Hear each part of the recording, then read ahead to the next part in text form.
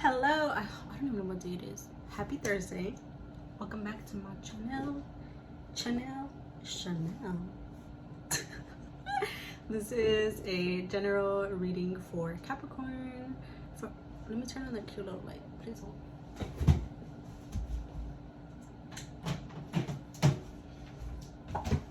No, I didn't have a curling iron there. I like that better. This is a collective reading for Capricorn. What's today? May 25th through the 31st. So tuning into your energy, I feel like there's a lot of grief that needs to be purged. And I think that once you do that, your crown chakra will open up a little bit more.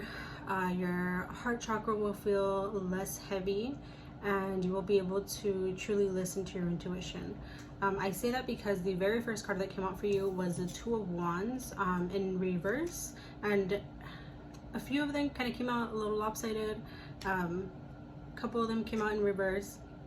This one did come out in reverse, and this one, it's a man who's literally holding like the world in his hands, but he's not moving. He's just kind of stuck there, and then there's clearly a world behind him, but he's not moving. So I think that might be what you are currently feeling, what you're currently dealing with. Probably stuck in like decision making, which makes sense. It's Mercury retrograde. I feel like all of us are stuck between making decisions or trying to make the right decisions. But if you keep waiting for the right time, it's never gonna come. So I encourage you to be a little more you and just kind of step up and decide already, because there's a lot that's just holding you back. The next card that came out was it was actually the 10 of Cups, but the 8 of Cups came out and it kind of centered the entire reading, like it fell on top of all of the other cards.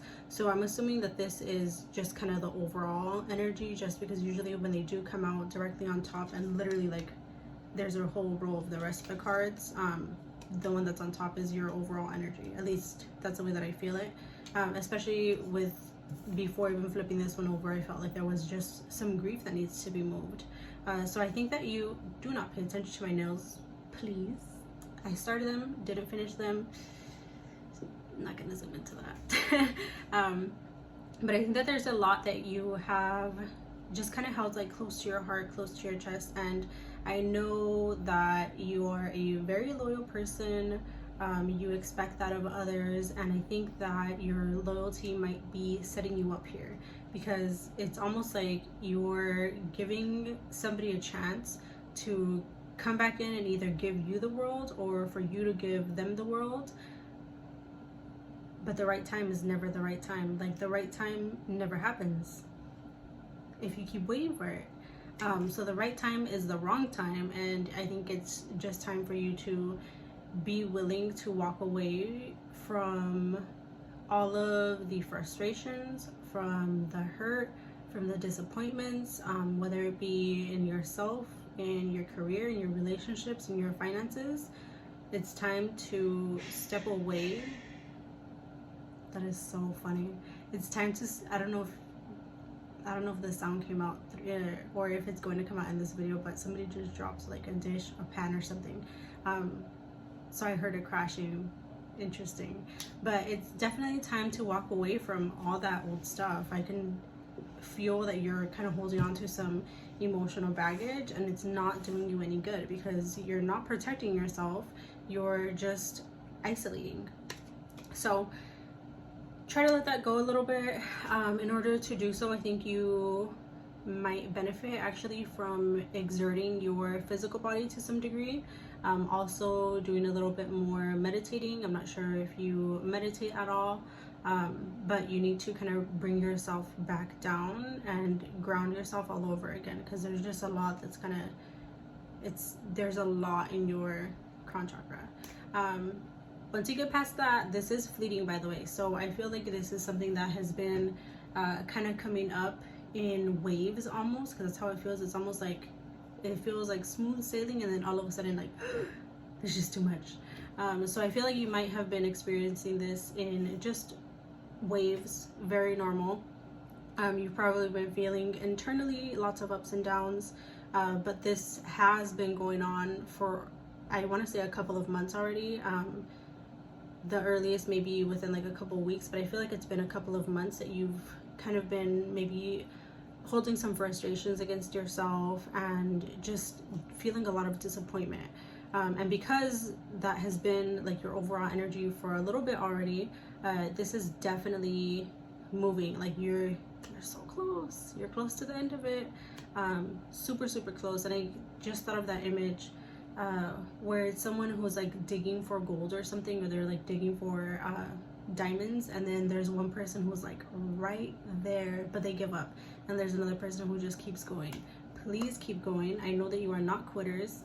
Don't act like it, but just because you're not a quitter doesn't mean that you won't give up on yourself. And I think that that might be your comfort pattern, is to kind of give up on yourself and to give all of you with nothing in return.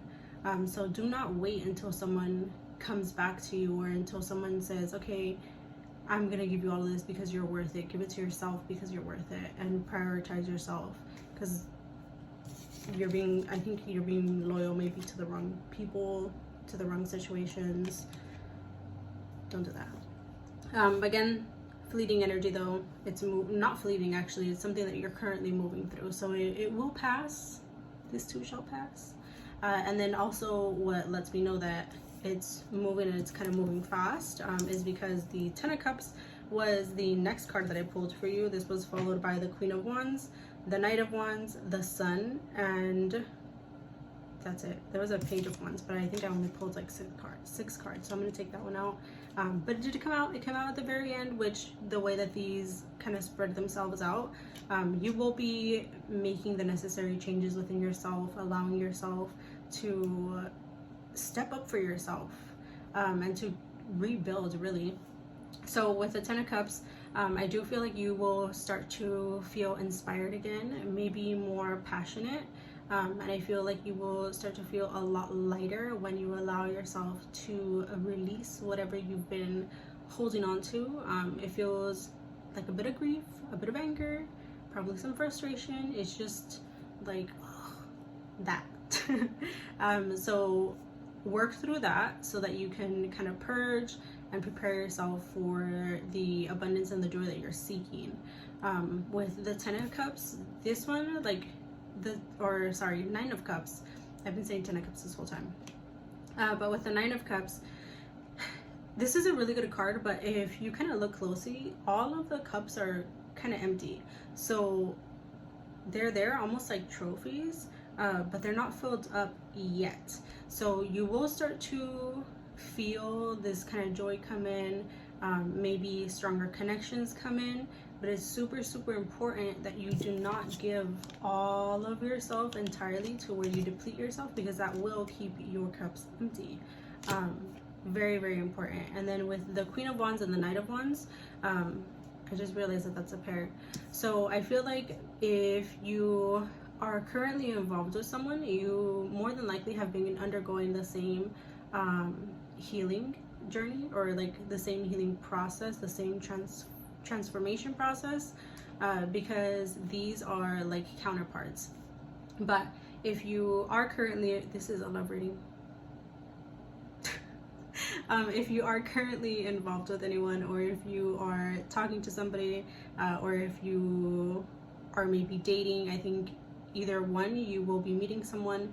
Two, you might actually be the one who's going back to somebody after some of this purging and after some of this healing, which is not a bad thing, as long as you are fully conscious of your own patterns and behaviors and aware that you might deplete yourself for the sake of loyalty, and having that awareness, you won't repeat it. So be mindful of that.